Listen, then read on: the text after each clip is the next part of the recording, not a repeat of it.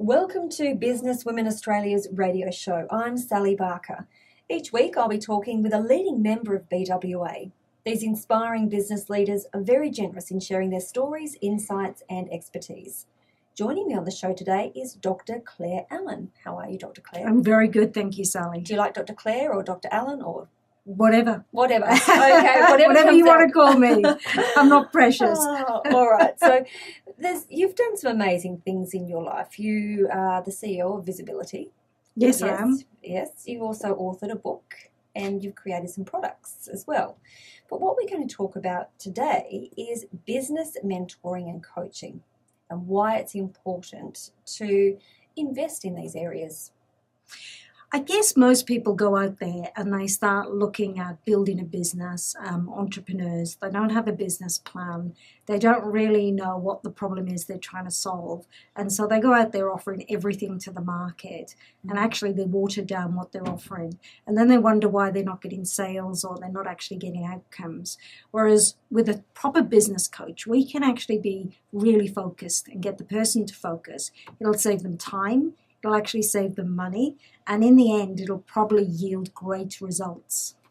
So what can we expect from a really good mentor or business coach from scratch? Should you have one before you leave your job and start as an entrepreneur? What should we do? I think it's great if you're in a job and you can't really afford to step out and go into your business full time to actually have a transition plan. So a coach can help you with a transition plan that says, well, okay, how can we actually build up some areas of income streams for you while you're currently in your job? And look, I'm living testimony of that. I've been in CEO roles for over 2 decades. In the next 5 years, I want to transition into full-time being in my own business. So for me, I actually do a little bit of coaching. I have online products, online sales, which actually generates income streams. So that in 5 years' time, when I want to step out from being a CEO of an iconic charity, I can actually do that. I work with a lot of CEOs that are the same. And a lot of people that are business owners that actually want to build wealth or they want to pass it on. And they need a plan. They need a transition plan. So what I do is I actually help them with that plan. And it doesn't have to happen overnight, but they will have some quick wins. So when you are entering into a mentorship or with a business coach, what are some questions you should be asking? The first thing I ask people is, what will success look like for you? So if we're going to work together, I don't want it to just be a talk fest. What do you want to achieve at the end of this milestone and then the next milestone? So at the end of 3 months, what do you want to achieve? At the end of 6 months, what do you want to achieve? Because then we can work back from there and then I can make sure that that happens. The other thing is I don't just want to take people on a journey and make money for them. I want to explain that. So in my early career, I started the coaching process about 20 years ago. I worked with a business owner. The business was failing and I made them a lot of money and she was miserable. And I said, why are you miserable? And she said, because I'm actually not following my passions or dreams. You're making a lot of money for me, but actually that's not what I want. I'd rather make half the money, but follow my passion and dreams. So I had to flip my coaching process. And in the last 20 years, what I try and do is match the passions and the values and the profitability. And that makes a massive difference. And what I find is that when I do that, I'm actually enhancing people's talents and their skills and their abilities. And in actual fact, the money starts to come even more. So I've learned a lot of lessons over 2 decades of coaching people of what works the best way for them. So what if I'm looking for a mentor or a coach? What questions should I be asking to find out if that coach is right for me? Well, I think the most important thing is, have they actually turned a company around? Have they got experience in terms of businesses? So have they got some battle scars? So someone like me has actually tripled the company's turnover. We've gone from 2,000 clients to 12,000 clients, gone from basically a poor performer to the best performer of 1 and 2 in the nation. So you could say with someone like me, well, you've got some battle scars. That didn't just happen. You had to work really hard to make that happen, and you had to enhance a team. So are you proven in the field? And I think that's important. Secondly, are they someone with business knowledge? Not just someone who's come from, if you like, an industry whereby it's around just sales. have they got business knowledge? Have they got a background in terms of understanding how to do a business plan, how to understand how finances work, the whole gambit? Do they have marketing experience, or do they have a tribe behind them of people? And when I say a tribe, does that mean that if, for example, Sally, you came to me and we started to not just work on your business, but work on you, then do I have good financial planners I can refer you to? Do I have a tribe of people that can help you in terms of wellness? And they're some of the things you look for in a coach. Do they come with a tribe of people that are proven and tested that can help you, not just your business, but you as a person? Okay, so they're very, very important points to consider. Let's talk a little bit about the Sacred Heart. Yes. Okay, so this is a book you've authored, and you have 7 wake-up calls. Yeah. Now, is this an important part of this transition into being an entrepreneur?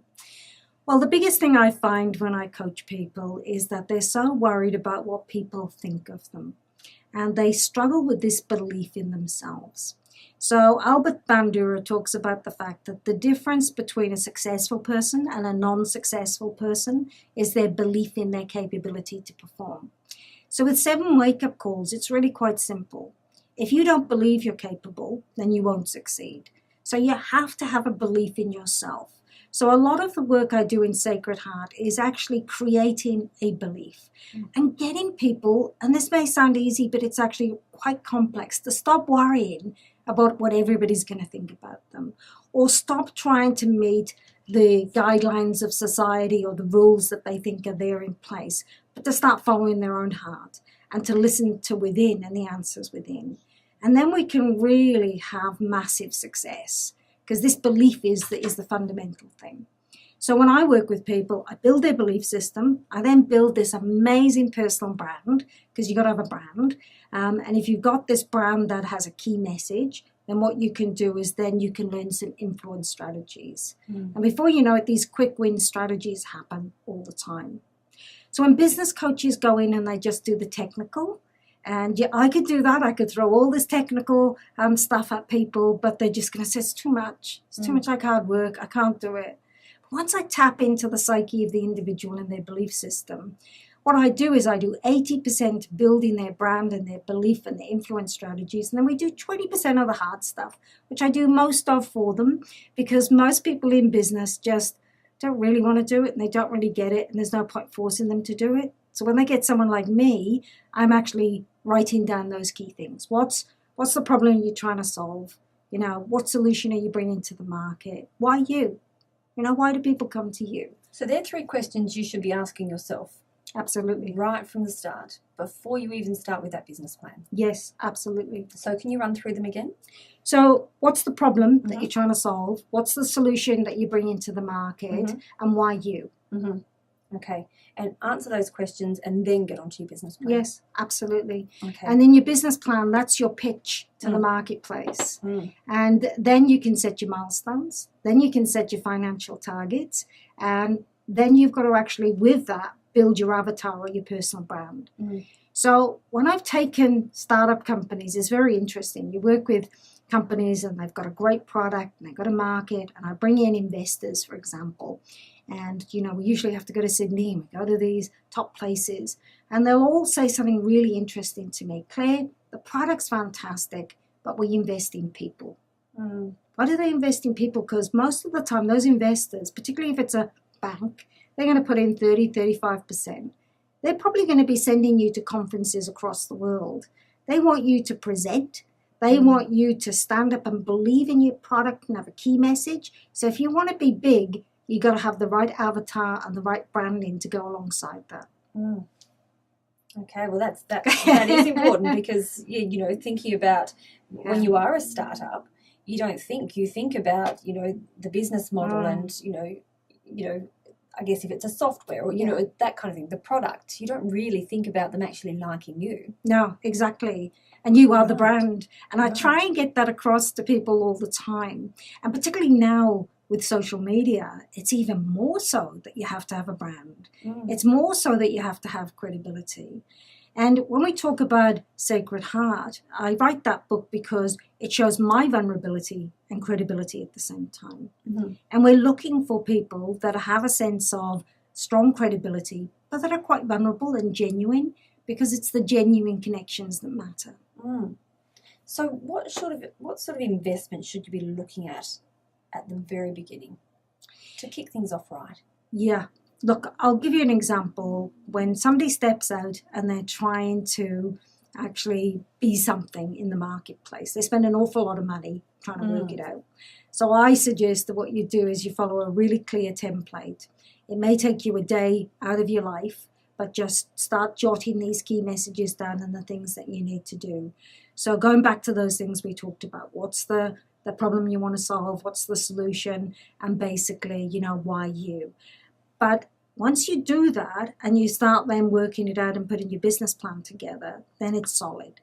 So there's 3 things in a business. Now, you would think, Sally, if I asked you the question that a great business starts with good foundations, good strategy, and good operations, how much time do you think you should spend on each one of those areas? I don't know. Exactly. Most people don't.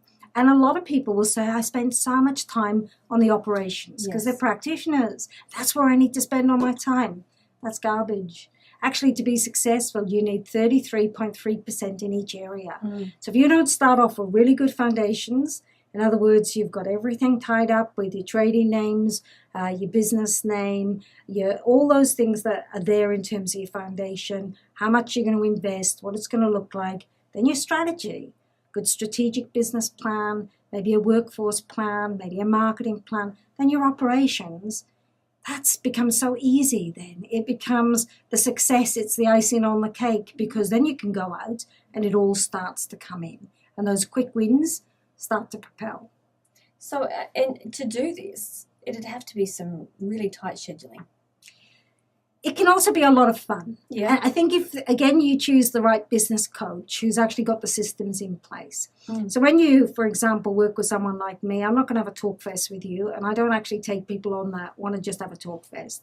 You get onto my coaching portal, so we sign you up, you're on the coaching portal, the tools are there for you to work through in your time, so that when we get together, it's coactive coaching. We knock it out together. And that makes the process really simple. You go with some action steps. Exactly. So the other thing in coaching is find someone who's going to proactively coach you, work through the process with you. Because otherwise it's just too hard, particularly if you're in transition and you're trying to fit in your job and there's a great new business idea. But you also want someone who will keep you accountable. Absolutely. Someone you're a little bit scared of if you actually don't complete those action tasks. Maybe. Yeah, no, it's very true. I send out the homework after each coaching session, and the first thing I do when we sit down is say, well, what have you done on these things? And people go, oh, yep. And you can see that the week before that coaching session, they've really gone to town because I actually see all the documents uploaded then in the coaching portal. So I know they've left it till last minute. But if you didn't have that level, you're exactly right, Sally, accountability, then people would just let it slide along for quite some time. And then you're really paying to have a chat with someone. Yes. Really, aren't you? Yes, you are. And it's not good for them, and it's not good for me. As much as I love people and I love connecting with people and engaging, the success of what I do is their success. So I really put that as my own KPI as well. And I think you need to know if you really you can have a good relationship with your coach. If you don't get each other, if you're not on the same page, there's no point. No, there's no point. Yeah. You got to have a great relationship and rapport, but you got to have a partnership as well. And that's what I mean. If their success is kind of my success, I kind of get excited about it. And that's what you want, is someone you can contact. There's nothing better for me than getting an email on the weekend and saying, I've gone to this event and this happened. Might be a 2-liner. I go, oh, that's just awesome. Yeah. It just makes my whole day, when I see those things coming through. So having people buy into your success, particularly when you're trying to do it on your own or you've got a team, can be difficult. So you need someone who can back you up and support you. And that's really important. I mean, the evidence is there that, trying to do it by yourself, you might get there eventually. but having a coach or a mentor accelerates the process. Absolutely. And look, there's reports that have come out around first-time CEOs even who did not realize that suddenly their health was going to be impacted by being a first-time CEO. They didn't realize the loneliness of the role. They started to see that they were getting high cholesterol, high blood pressure, suddenly the isolation of the job. And this is overwhelming evidence for first-time CEOs or even entrepreneurs starting their business. So they really do need that level of support, because suddenly you go from working in a team to suddenly you're overseeing, and it can feel like, wow, I'm now, I've got to make all the decisions. And it's a pretty tough space to transition to. Well, you become the team. Exactly. Yeah. Exactly. All right. Well, thank you so much. You've given us some wonderful information. Thank you for joining us on Business Women Australia's radio show. Dr. Clare Allen, proud station sponsor. Thank you very much.